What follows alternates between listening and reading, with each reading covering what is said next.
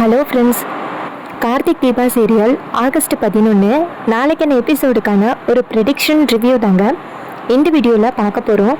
இந்த வீடியோ பிடிச்சிருந்துச்சுன்னா மறக்காமல் இந்த சேனலை சப்ஸ்கிரைப் பண்ணிவிட்டு உங்களுடைய ஆதரவை கொடுங்க. கூடவே இந்த வீடியோவை பிடிச்சிருந்துச்சுன்னா லைக் பண்ணிக்கோங்க. அண்ட் இந்த பூனைக்குட்டி உங்களுக்கு ரொம்ப பிடிச்சிருந்துச்சுன்னா மறக்காமல் கமெண்ட் பண்ணிவிட்டு லைக்கும் பண்ணிடுங்க. வாங்க வீடியோக்குள்ளே போகலாம். எபிசோட் எப்படி ஸ்டார்ட் ஆகுதுன்னா, நம்ம கார்த்தியை காமிக்கிறாங்க. கார்த்தி தீபாவுக்கு ஒரு புடவை எடுத்துகிட்டு வந்துட்டு காமிக்கிறாரு. தீபா அந்த புடவையை பார்த்துட்டு அதிர்ச்சி ஆகுறாங்க. சார், என்ன சார் இது அப்படின்னு. அப்போ கார்த்தி சொல்கிறாரு, இந்த புடவையை தானே தீபா நீங்கள் செலக்ட் பண்ணியிருந்தீங்க அப்படின்னு. அப்போ தீபா சொல்கிறாங்க, ஆமாம் சார், நான் இந்த புடவையை தான் செலக்ட் பண்ணியிருந்தேன். உங்களுக்கு எப்படி இந்த புடவை தெரியும்? அப்போ உங்களுக்கு ஏற்கனவே தெரிஞ்சிருந்துச்சா அப்படின்னு. அப்போ கார்த்தி சொல்கிறாரு, இங்கே பாருங்கள், இந்த புடவையை தான் நீங்கள் செலக்ட் பண்ணியிருந்தீங்கன்னு எனக்கு தெரியாது. நான் ஒரு குத்து மதிப்பாக தான் எடுத்துகிட்டு வந்தேன் அப்படின்னு. அப்போ தீபா சொல்கிறாங்க, சார், இதை நீங்கள் முதல்லையே சொல்லியிருக்கலாம்ல, எதுக்காக நீங்கள் அங்கே சொல்லலை அப்படின்னு. அப்போ கார்த்தி சொல்கிறாரு, தீபா, எப்போ பார்த்தாலும் நம்ம சொல்கிற விஷயம் எல்லாமே கரெக்டாக இருக்குது. இதனால அவங்களுக்கு நம்ம மேலே சந்தேகம் வருது, ஒருவேளை நம்ம பொய் சொல்கிறோமோ என்னமோ அப்படின்னு. அதனால தான் இந்த வாட்டி கொஞ்சம் தப்பாக சொன்னேன். அதோட தீபா, இந்த மாதிரி நம்ம அடிக்கடி வந்துட்டு பெஸ்ட் விஷயங்களை ஷேர் பண்ணிக்கிறதுனால மற்றவங்க கண்ணு வைக்கிறதுக்கும் வாய்ப்பு இருக்குல்ல, உங்கள் ஃப்ரெண்டே கண்ணு வைப்பாங்கல்ல அப்படின்னு. அப்போ தீபா சொல்கிறாங்க, கார்த்திக் சார், இது வரைக்கும் ரம்யா வந்துட்டு என்னை பற்றி தவறான விஷயங்கள் எதையுமே சொன்னதில்லை. ரம்யா ரொம்ப நல்ல பொண்ணு.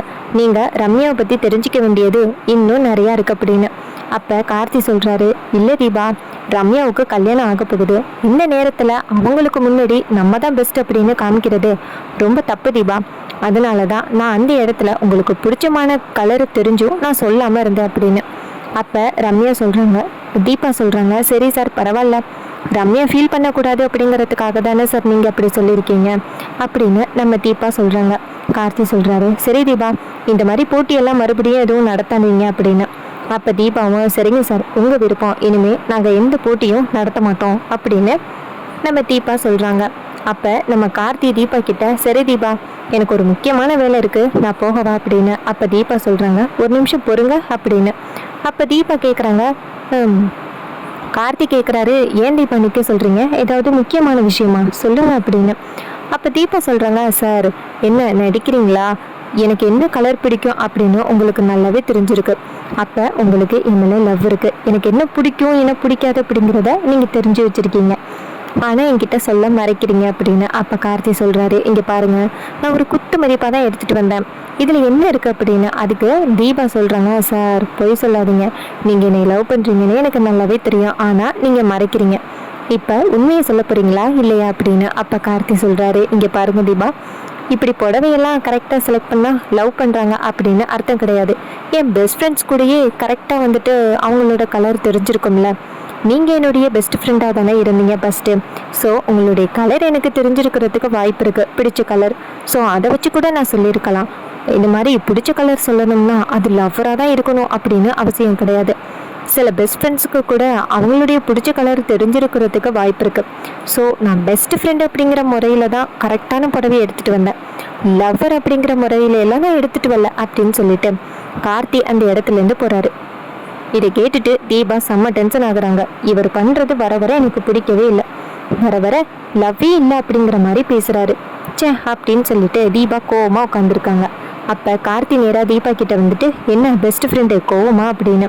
அப்போ தீபா முறைக்க, அப்போ கார்த்தி சொல்கிறாரு, அம்மாடி தீபா, எனக்கு ரொம்ப முக்கியமான வேலை இருக்குது, அதை போய் நான் பார்த்துட்டு வரேன் அப்படின்னு சொல்லிட்டு கார்த்தி அந்த இடத்துலேருந்து போகிறாரு. அப்போ மைதிலி நேராக ரூமுக்கு வராங்க. மைதிலி வந்துட்டு தீபா கையில் வச்சிருக்கிற புடவையை பார்த்து, என்ன தீபா இது, ஏதோ புடவை மாதிரி இருக்குது அப்படின்னு சொல்லிட்டு தீபா கையில் இருக்கிற புடவையை வாங்கி பார்க்குறாங்க. பார்த்ததோட மைதிலிக்கு செம்ம ஷாக்கு.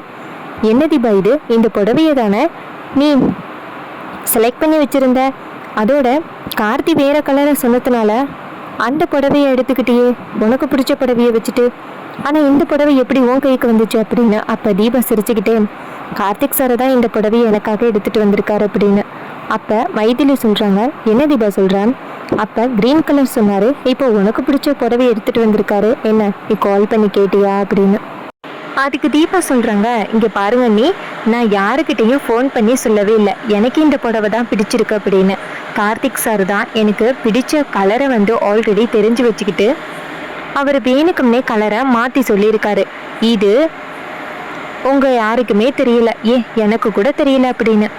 மைதிலி கேட்குறாங்க, எதுக்கு தீபா அத்தனை பேருக்கு முன்னாடி சொல்லியிருக்கலாம்ல, கார்த்தி மேலே எந்த அளவுக்கு பிரியமாக இருக்காருன்னு எல்லாருக்கும் தெரிஞ்சிருக்கும்ல அப்படின்னு.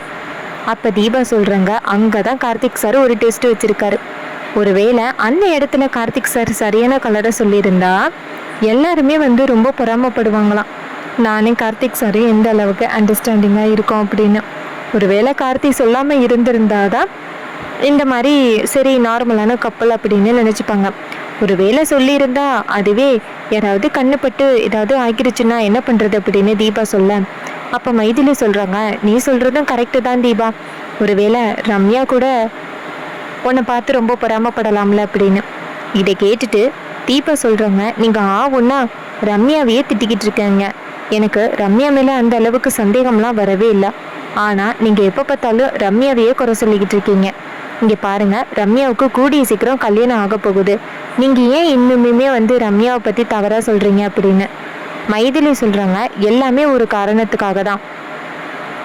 இதுக்கு முன்னாடி உனக்கும் அவளுக்கும் பழக்கம் இருந்துச்சு, அதுக்கப்புறமா வந்துட்டு அப்பையெல்லாம் வீட்டுக்கு வரவே இல்லை இவ, ஆனால் இப்போ வந்து வீட்டுக்கு அடிக்கடி வர்றது எனக்கு கொஞ்சம் விட பிடிக்கவே இல்லை தீபா. கார்த்தியை வந்துட்டு அவள் ஒரு மாதிரி பார்க்குறா, அதை நீ கொஞ்சம் பார்த்துருக்கியா இல்லையா அப்படின்னு. அப்போ தீபா சொல்கிறாங்க, இங்கே பாருங்க அண்ணி, நீங்கள் என்னுடைய அண்ணி அப்படிங்கிறதுக்காக தான் இவ்வளோ நேரம் பொறுமையாக நீங்கள் சொன்னதான் நான் கேட்டுக்கிட்டு இருக்கேன். ஆனால் நீங்கள் என்ன சொன்னாலும் அப்படியே கேட்டுக்கிட்டே இருப்பேன் அப்படின்னு நினைக்காதீங்க. ரம்யா எந்த அளவுக்கு நல்லவ அப்படின்னு எனக்கு தெரியும். ரம்யா கண்டிப்பாக எனக்கு என்றைக்குமே துரோகம் பண்ணணும்னு நினைக்கவே மாட்டா. இந்த மாதிரி ஒரு விஷயத்த என்னால் நினச்சி கூட பார்க்கவே முடியலை. அண்ணி, நீங்கள் கொஞ்சம் திருந்துட்டீங்க அப்படின்னு நினச்சேன், ஆனால் நீங்கள் என்ன திருந்தவே இல்லை, இன்னுமே அப்படி தான் இருக்கீங்க. தயவு செஞ்சு இதுக்கப்புறம் ரம்யாவை பற்றி என்கிட்ட என்றைக்குமே தப்பாக சொல்லாதீங்க அப்படின்னு சொல்லிட்டு தீபா அந்த இடத்துலேருந்து கோவமாக போகிறாங்க. அப்போ மீனாட்சி வந்து கேட்குறாங்க மைதிலி கிட்ட, மைதிலி என்ன நடக்குதுங்க அப்படின்னு. மைதிலி சொல்கிறாங்க, கடைசியாக ஒரு முறை தீபா கிட்ட அந்த ரம்யாவை பற்றின விஷயங்களை சொல்லி பார்த்தேன், ஆனால் இன்னுமே தீபா புரிஞ்சுக்கிற மாதிரி இல்லை, முட்டாள்தனமாக ஏதாவது பேசிக்கிட்டே இருக்கா அப்படின்னு. அதுக்கு மீனாட்சி சொல்கிறாங்க, இங்கே பாரு மைதிலி, அவகிட்ட நம்ம உண்மையோட நிரூபித்தாதான் அவள் நம்புவா, இல்லைன்னா அவள் நம்பவே மாட்டா அப்படின்னு. மைதிலி கேட்குறாங்க, தீபா கிட்ட எப்படி சொல்லி புரிய வைக்கிறது, அந்த ரம்யா தீபாவோட வாழ்க்கையவே அடையணும்னு நினச்சிக்கிட்டு இருக்கா, நம்மக்கிட்ட எந்த ஆதாரமும் இல்லையே அந்த ரம்யா அப்படிப்பட்டவன்னு நிரூபிக்கிறதுக்கு அப்படின்னு. மீனாட்சி கேட்குறாங்க, அதற்கான ஆதாரத்தை நம்ம ரெடி பண்ணிடுவோம் அப்படின்னு. மைதிலி கேட்குறாங்க, எப்படி ரெடி பண்ணுறது அப்படின்னு. மீனாட்சி சொல்கிறாங்க, எனக்கு ரீசண்டாக ஒரு நியூஸ் கிடச்சிச்சு அப்படின்னு. மைதிலி கேட்குறாங்க, என்ன நியூஸ் அப்படின்னு. மீனாட்சி சொல்கிறாங்க, அந்த ரம்யா இருக்கால்ல, இங்கே வா, நம்ம 2 பேரும் மாடிக்கு போய் பேசலாம், இங்கே யாராவது காதில் வாங்கினா கண்டிப்பாக ரொம்ப பெரிய பிரச்சனையாகிரும், தீபாவோட கல்யாணம் நடக்க போகுது, இந்த நேரத்தில் இந்த விஷயம் வீட்டுக்கு தெரிஞ்சிச்சுன்னா கண்டிப்பாக எல்லாருமே மறுபடி பயப்பட ஆரம்பிச்சிருவாங்க, அதனால நம்ம மாடிக்கு போய் பேசுவோம் அப்படின்ட்டு 2 பேருமே சேர்ந்து மாடிக்கு போகிறாங்க. மைதிலி கேட்குறாங்க, என்ன மீனாட்சி இவ்வளோ பயந்து சொல்கிறேன்னா கண்டிப்பாக இதுக்கு பின்னாடி ரொம்ப பெரிய விஷயம் இருக்குன்னு நல்லா புரியுது, என்ன நடந்துச்சு அப்படின்னு. அதுக்கு மீனாட்சி சொல்கிறாங்க, இன்னைக்கு தான் என்னோட லாயர், இந்த வீட்டோட லாயர் வந்து கால் பண்ணார், அபிராமி அத்தைக்கு கால் பண்ணியிருக்காரு, ஆனால் அத்தை ஃபோனை அட்டன் பண்ணலை, உடனேயே அவர் எனக்கு கால் பண்ணிட்டார் அப்படின்னு. அப்போ மைதிலி கேட்குறாங்க, லாயர் என்ன சொன்னார், ஏதாவது வீட்டுக்கு சொத்து பிரச்சனையா அப்படின்னு. மீனாட்சி கேட்குறாங்க, சொத்து பிரச்சனையாக இருந்தால் கூட நாங்கள் ஈஸியாக சுலபமாக சரி பண்ணிடுவோம், ஆனால் அந்த ரியா இருக்கல்ல, அவளை ரம்யா வந்துட்டு ஜாமீனில் எடுத்திருக்காளாம், இது வக்கீலுக்கு தெரிய வந்து வக்கீல் நேராக அத்தைக்கு கால் பண்ணி பாதுகாப்பாக இருங்க அப்படின்னு சொல்கிறதுக்காக தான் கால் பண்ணியிருந்திருக்காரு, ஆனால் அத்தை வந்து ஃபோன் அட்டன் பண்ணலை, அப்புறமா எனக்கு கால் பண்ணார், நான் அட்டன் பண்ணி கேட்டப்போ தான் அவர் சொன்னார், ரியாவை வந்து ரம்யா ரிலீஸ் பண்ணிட்டாங்க, ரம்யான்னு யாருன்னே தெரியல, அவங்க ரிலீஸ் பண்ணதுனால இப்போ ரியா வெளியில் இருக்காங்க, ரியாவால் எப்போ வேணாலும் உங்கள் குடும்பத்துக்கு ஆபத்து வரலாம், கொஞ்சம் பாதுகாப்பாக இருந்துக்கங்க அப்படின்னு அவர் என்கிட்ட கால் பண்ணி சொன்னார். இது கேட்டதோட எனக்கு செம்ம ஷாக்கு, அந்த ரியாவை இப்போதான் கஷ்டப்பட்டு கண்டுபிடிச்சு போலீஸில் கொண்டு போய் விட்டோம். ஆனால் அந்த ரம்யா ஏதோ ஒரு திருட்டு வேலையை பயன்படுத்தி ரியாவை வெளியில் கொண்டு வந்துட்டான். அந்த ரியாவை வெளியில் கொண்டு வந்திருக்கான்னா கண்டிப்பாக இதுக்கு பின்னாடி அவள் ஏதோ ஒரு பெரிய திட்டத்தை தீட்டுறா அந்த ரம்யா. கண்டிப்பாக அந்த ரியாவுக்கு ஏதோ ஒரு விஷயத்த சொல்லி ஒத்துக்க வச்சு தான் ரம்யா ரியாவை தான் விருப்பப்படி யூஸ் பண்ணுறா அப்படின்னு. அதுக்கு மைதிலி கேட்குறாங்க, அந்த ரியா போலீஸ் ஸ்டேஷனை விட்டு வெளியில் வந்திருக்கான்னா கண்டிப்பாக அவளும் இந்த திட்டத்தில் ஏதாவது ஒரு வகையில் வெளியில் வருவா. அப்போ நம்ம என்ன பண்ணுறது மீனாட்சி? இந்த விஷயத்தை நம்ம கார்த்திக்கிட்ட சொல்லி தான் ஆகணும் அப்படின்னு மைதிலி சொல்கிறாங்க. ஆமாம், கார்த்திக் தம்பிக்கிட்டையும் சொல்லி வார்ன் பண்ணி வைக்கணும். ஏன்னா கார்த்திக்கும் அந்த ரியாவால் ஆபத்து இருக்குல்ல, நம்ம சொல்கிறது நல்லது தான் அப்படின்னு சொல்ல மைதிலியும் சரி நீ உடனே இப்போ கார்த்தி தம்பிக்கு கால் பண்ணு அப்படின்னு மீனாட்சியும் சரி மைதிலி அப்படின்னு சொல்லிட்டு நேராக கார்த்திக்கு கால் பண்ணுறாங்க. கார்த்தி நினைக்கிறாரு, என்ன இது அண்ணி வீட்டில் இருந்துக்கிட்டே எனக்கு கால் பண்ணுறாங்க அப்படின்ட்டு ஃபோன் அட்டன் பண்ணி சொல்லுங்க அண்ணி அப்படின்னு சொல்ல மீனாட்சி சொல்கிறாங்க, தம்பி நானும் மைதிலியும் மாடியில் இருக்கோம், கொஞ்சம் இம்மிடியேட்டாக மாடிக்கு வர முடியுமா அப்படின்னு. கார்த்தியும் சரிங்க அண்ணி அப்படின்னு சொல்லிட்டு நேராக மாடிக்கு போகிறாரு. இன்னொரு பக்கம் மாடிக்கு வந்ததோட ரெண்டு பேரையுமே பார்த்துட்டு கார்த்தி கேட்குறாரு, அண்ணி என்னாச்சு, ஏதாவது ரொம்ப பெரிய பிரச்சனையா, என்ன மாடிக்கு வர சொன்னீங்க அப்படின்னு. அதுக்கு மைதிலி சொல்கிறாங்க, பிரச்சனை தான் தம்பி அப்படின்னு. அப்போ கார்த்தி கேட்குறாரு, பிரச்சனையா என்னாச்சு அப்படின்னு. அப்போ மைதிலி சொல்கிறாங்க, தம்பி அந்த ரியா இருக்கால்ல, நீங்கள் கூட அவ்வளோ கஷ்டப்பட்டு அவளை போலீஸில் பிடிச்சு கொடுத்தீங்கல்ல, ஆனால் இப்போ அவள் ரிலீஸ் ஆகிட்டா அப்படின்னு. இது கேட்டதோட கார்த்தி ஷாக் ஆகி, ரியா ரிலீஸ் ஆகிட்டாங்களா அப்படின்னு. அப்போ மீனாட்சி சொல்கிறாங்க, தம்பி நீங்கள் வேணும்னா அந்த வக்கீலுக்கு கால் பண்ணி கன்ஃபார்ம் பண்ணிக்கிடுங்க அப்படின்னு. கார்த்தியும் சரி அப்படின்னு சொல்லிட்டு நேராக வக்கீலுக்கு கால் பண்ணுறாங்க. வக்கீல் வந்துட்டு ஃபோனை அட்டன் பண்ணி, சொல்லுங்கள் கார்த்தி, நானே உங்களுக்கு கால் பண்ணணும்னு நினச்சேன், நீங்களே எனக்கு கால் பண்ணிட்டீங்க அப்படின்னு. கார்த்தி சொல்கிறாரு, என்ன விஷயமா எனக்கு கால் பண்ணணும்னு நினச்சிங்க அப்படின்னு. வக்கீல் சொல்கிறாரு, கார்த்தி அந்த ரியா இருக்காங்கல்ல, உங்கள் அம்மாவை சுட்டவங்க, எவ்வளோ கஷ்டப்பட்டு அவங்கள ஜெயிலில் பிடிச்சி போட்டோம், ஆனால் அவங்கள ஈஸியாக ரம்யா அப்படிங்கிற பொண்ணு வெளியில் கொண்டு வந்துட்டாங்க. இப்போ அந்த ரியா வெளியில் தான் இருக்கா. அந்த ரியாவால் உங்கள் குடும்பத்துக்கு ஆபத்து வரத்துக்கு மிகப்பெரிய வாய்ப்பு இருக்குது. அதனால நீங்கள் கொஞ்சம் பாதுகாப்பாக இருங்க.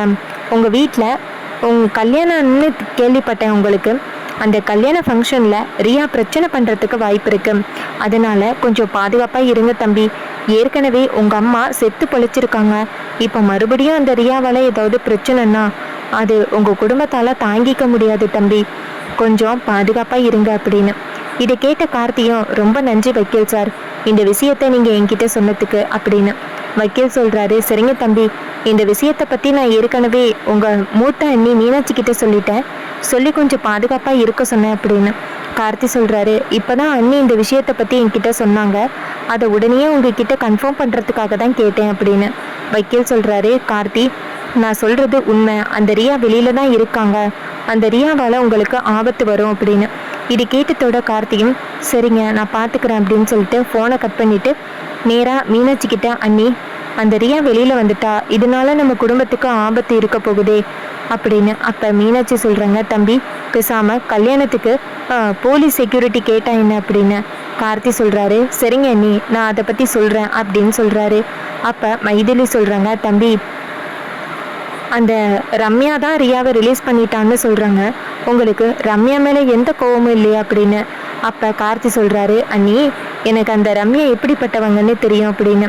அப்போ மீனாட்சி கேட்குறாங்க, என்ன தம்பி சொல்கிறீங்க, ரம்யா எப்படிப்பட்டவன்னு தெரியுமா, இத்தனை நாளும் உங்ககிட்ட அந்த விஷயத்த சொல்கிறதுக்கு தான் நாங்கள் மூளையை போட்டு பிச்சுக்கிட்டு இருந்தோம் அப்படின்னு.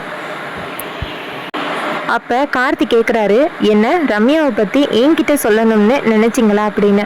அப்போ மீனாட்சி சொல்கிறாங்க, ஆமாம் தம்பி, சொல்கிறதுக்கே கொஞ்சம் வாய் கூசுது, அந்த ரம்யா இருக்கல்ல, அவங்க உங்கள் மேலே ஆசைப்படுறா, அவள் வீட்டுக்கு அடிக்கடி வரதே அந்த காரணம்தான் அப்படின்னு. அப்போ கார்த்தி சொல்கிறாரு, அண்ணி இந்த விஷயத்தை பற்றி எனக்கு ஏற்கனவே தெரியும், நாங்கள் புதுசாக ஒரு திட்டம் போட்டிருக்கோம் அப்படின்னு. அப்போ மைதிலி கேட்குறாங்க, புதுசாக ஒரு திட்டம் போட்டிருக்கோன்னு சொல்கிறீங்களே, யாராரு தம்பி அப்படின்னு. அப்போ கார்த்தி சொல்கிறாரு, நானும் ரம்யாவோட அப்பா விஸ்வநாதனும் தான் சேர்ந்து ரம்யாவை எப்படியாவது அவங்கள பழைய நிலைமைக்கு கொண்டு வரணும் அப்படின்னு பிளான் பண்ணியிருக்கோம். அந்த ரம்யா வந்துட்டு என் மேலே ஆசைப்பட்டது எனக்கு தெரியும், அந்த தீபா இருக்காங்கள அவங்கள மலைக்கு கூட்டிட்டு போயிட்டு கொல்லணும்னு நினைச்சது அந்த ரம்யா தான். நல்ல வேளை பெண் சாமியார் தீபாவை காப்பாத்திட்டாங்க. இல்லைன்னா இன்னைக்கு தீபா உயிரோடு இருக்கிறதுக்கு வாய்ப்பே கிடையாது அப்படின்னு. இதை கேட்டுட்டு செம்ம ஷாக் ஆகுறாங்க மைதிலி. என்ன தம்பி இப்படி சொல்றீங்க அப்படின்னு. அப்ப கார்த்தி சொல்றாரு, ஆமாங்க, இன்னைக்கு தீபா உயிரோடு இருக்காங்கன்னா அந்த பெண் சாமியார் தான் காரணம். அந்த ரம்யா ஈஸியா தீபாவை கொலை பண்ண முயற்சி பண்ணிட்டு அவங்க பார்த்துக்கும் ஜாலியா வீட்டில் வந்து தங்கிட்டாங்க. நீங்க எதுக்கும் கவலைப்படாதீங்க. தீபாவுக்கு இனிமே ரம்யாவால எந்த ஆபத்து வராது. அப்படி வந்துச்சுன்னா அந்த ரம்யாவை நான் சும்மா விட மாட்டேன். இதை பத்தி நான் விஸ்வநாதன் கிட்டேயும் சொல்லிட்டேன். விஸ்வநாதன் என்ன சொன்னாருன்னா, என் பொண்ணுக்கு நம்ம எல்லாரும் சேர்ந்து பிளான் பண்றது தெரிஞ்சிச்சுன்னா கண்டிப்பா அந்த ரம்யா சும்மா விட மாட்டாங்க அப்படின்னு சொல்லி வார்ன் பண்ணியிருக்காரு. ஸோ இப்போ நம்ம பண்ணிக்கிட்டு இருக்க இந்த பிளான் அந்த ரம்யாவுக்கு தெரியக்கூடாது. அதுதான் ரொம்ப பெரிய விஷயமே அப்படின்னு. அப்போ ரம்யா சொல்கிறாங்க, மீனாட்சி சொல்கிறாங்க, தம்பி கண்டிப்பாக வந்துட்டு இந்த பிளான் அவங்களுக்கு தெரியாது. உங்கள் பிளானோடு சேர்ந்து நாங்களும் உங்களுக்கு ஹெல்ப் பண்ணுறோம். தீபா அப்புறம் நீங்கள், உங்களுடைய வாழ்க்கை தான் எங்களுக்கு ரொம்ப முக்கியம். உங்கள் 2 பேரோட கல்யாணம் நல்லபடியாக முடிஞ்சிடணும். அதுக்கு நாங்கள் 2 பேரும் என்ன ஹெல்ப் வேணாலும் பண்ணுறோம் அப்படின்னு மீனாட்சி சொல்கிறாங்க. கார்த்தியும் சரி, ஆனால் தீபா கிட்ட கொஞ்சம் ரம்யாவை பற்றி சொல்லி வார்ன் பண்ணி வைங்க அப்படின்னு. மைதிலி சொல்கிறாங்க, எங்கள் தம்பி அவள் சுத்தமாக கேட்கவே மாட்டேங்கிறா. தீபாவை பற்றி நான் எத்தனை தடவை ரம்யாவை பற்றி தீபா கிட்ட நாங்கள் பல தடவை வார்னிங் பண்ணிட்டோம். ஆனால் அவள் கொஞ்சம் கூட கேட்கவே மாட்டேங்கிறா. அந்த அளவுக்கு ரம்யா வந்துட்டு தீபாவை இன்ஃப்ளூயன்ஸ் பண்ணி வச்சிருக்கா. நாங்கள் என்ன சொன்னாலுமே அவள் நம்ப மாட்டேங்கிறா தம்பி அப்படின்னு. அப்போ கார்த்தி சொல்கிறாரு, சரி அப்பன்னா தீபாவுக்கு ரம்யா பற்றின விஷயங்களை நேரடியாக ப்ரூஃப் பண்ணால் மட்டும்தான் புரியும். நான் ஒரு பிளான் பண்ணுறேன், அந்த மாதிரி செய்யுங்க அப்படின்னு. மைதிலி சொல்கிறாங்க, சொல்லுங்கள் தம்பி அப்படின்னு. அப்போ கார்த்தி ஒரு பிளானை சொல்கிறாரு. இதை கேட்டுட்டு மீனாட்சியும், சூப்பர் தம்பி, இந்த மாதிரி பண்ணால் கண்டிப்பாக தீபா அந்த ரம்யாவோட கேரக்டரை நேரடியாகவே பார்ப்பா. இதனால ஈஸியாக நமக்கு பாசிட்டிவ் கிடைக்கும் அப்படின்னு. இது கேட்டுட்டு கார்த்தியும் சரி, ஆனால் ரம்யாவுக்கு இந்த விஷயம் தெரியக்கூடாது அப்படின்னு. இதை கேட்டுட்டு மைதிலியும், சரிங்க தம்பி நாங்கள் பார்த்துக்குறோம், பிளானை சொல்லிட்டீங்கல்ல அப்படின்னு. கார்த்தியும் சரி அப்படின்னு சொல்கிறாரு. அதுக்கப்புறமா நம்ம மீனாட்சி சொல்கிறாங்க மைதிலி கிட்ட, மைதிலி இந்த பிளான் கண்டிப்பாக ஒர்க் அவுட் ஆகும், கார்த்தி சொல்லியிருக்க பிளான் இல்லை அப்படின்னு. மைதிலியும் சரி வா போகலாம் அப்படின்னு சொல்லிட்டு 2 பேருமே சேர்ந்து ரம்யா வீட்டுக்கு போகிறாங்க. ரம்யா வந்துட்டு உட்காந்துருக்காங்க. அப்போ ரம்யா நினைக்கிறாங்க, இவளுக்கு எதுக்கு இங்கே வந்திருக்காளுக அப்படின்னு. அப்போ மீனாட்சி போயிட்டு நேராக ரம்யா கிட்ட, ரம்யா உனக்காக ரமேஷ் வந்துட்டு ஒரு சாரீ எடுத்திருக்காராம், அதை உன்கிட்ட காமிக்கிறதுக்காக தான் அனுப்பிவிட்டாரு அப்படின்னு.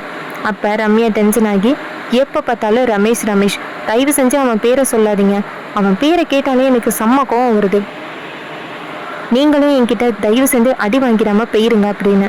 அப்போ மைதிலி சொல்கிறாங்க, இங்கே பாரு ரம்யா, நீ ரமேஷை கல்யாணம் பண்ணிக்க போகிற, ரமேஷை இப்படி வெறுக்கிறது ரொம்ப தப்பு அப்படின்னு. அதுக்கு ரம்யா சொல்கிறாங்க, நான் யாரை வெறுக்கணும் யாரை வெறுக்கக்கூடாது அப்படின்னு சொல்கிறதுக்கு உங்களுக்கு ரைட்ஸ் கிடையாது அப்படின்னு. அப்போ மீனாட்சி சொல்கிறாங்க, இங்கே பாரு ரம்யா, நீ வந்துட்டு ரமேஷை கல்யாணம் பண்ணிக்க போகிற அப்படின்னு. அதுக்கு ரம்யா சொல்கிறாங்க, நான் ரமேஷை கல்யாணம் பண்ணிக்க மாட்டேன், எனக்கு வேறு ஒருத்தனை பிடிச்சிருக்கு, அவனை தான் கல்யாணம் பண்ண போகிறேன் அப்படின்னு. அப்போ மீனாட்சி கேட்குறாங்க, யாரை பிடிச்சிருக்கு சொல்லு, அவனையே கல்யாணம் பண்ணி வச்சிடலாம் அப்படின்னு. அப்போ நம்ம ரம்யா நேராக மீனாட்சியை பார்த்து, உங்களுக்கு தான் தெரியுமே எனக்கு கார்த்தியை பிடிச்சிருக்கு, கார்த்தியை தான் கல்யாணம் பண்ண ஆசைப்பட்றேன்னு உங்களுக்கு தெரியும்ல, அப்புறம் என்ன தெரியாத மாதிரி கேட்குறீங்க அப்படின்னு.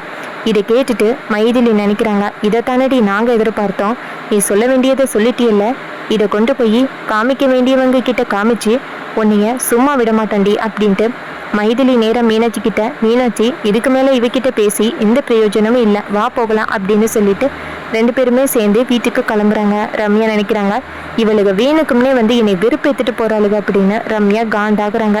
இன்னொரு பக்கம் மைதிலி நேராக வீட்டுக்கு போகிறாங்க. அங்கே போயிட்டு நேராக தீபா கிட்ட, தீபா நாங்கள் சொல்ல நீ கேட்கவே இல்லைல்ல அந்த ரம்யா எப்படிப்பட்டவ அப்படின்னு, ஆனால் இன்னைக்கு நாங்கள் வீடியோ ஆதாரத்தோடு வந்திருக்கேன், இங்கே பாரு அப்படின்னு சொல்லிட்டு ரம்யா பேசின பேச்சு அத்தனையும் போட்டு காமிக்கிறாங்க. இதை பார்த்ததோட நம்ம தீபாவுக்கு ரொம்ப அதிர்ச்சி. அப்போ மீனாட்சி சொல்கிறாங்க, என்ன தீபா இந்த வீடியோவை நாங்கள் எடிட் பண்ணி கொண்டு வந்திருக்கோம்னு சொல்ல போறியா, சொல்லு, ஆனால் எங்களுக்கு வீடியோ எடிட் பண்ணுற அளவுக்கெல்லாம் யாரையும் தெரியாது தீபா, நாங்கள் இந்த வீடியோ எடுத்தது உண்மை, ரம்யா வீட்டுக்கு போனது உண்மை, ரம்யா பேசுனது உண்மை, இதுக்கப்புறமாவது அந்த ரம்யாவை புரிஞ்சுக்கோ அப்படின்னு. அப்போ தீபா சொல்கிறாங்க, ரம்யா எதுக்காக இப்படி பண்ணணும், அவளுக்கு நான் என்ன துரோகம் பண்ணேன் அப்படின்னு. அப்போ மைதிலி சொல்கிறாங்க, இங்கே பாரு தீபா, ரம்யா என்ன பிரச்சனை பண்ணாலும் உனக்கும் கார்த்திக்கும் கல்யாணம் நடக்கணும் அப்படின்னு கார்த்தி ரொம்ப பிடிவாதமாக இருக்காரு. நீ கவலைப்படாத, ரம்யா மாரி எத்தனை பேர் வந்தாலும் யாராலையும் உங்கள் 2 பேரோட கல்யாணத்தை நிறுத்த முடியாது அப்படின்னு மைதிலி தீபாவுக்கு தைரியம் கொடுக்குறாங்க.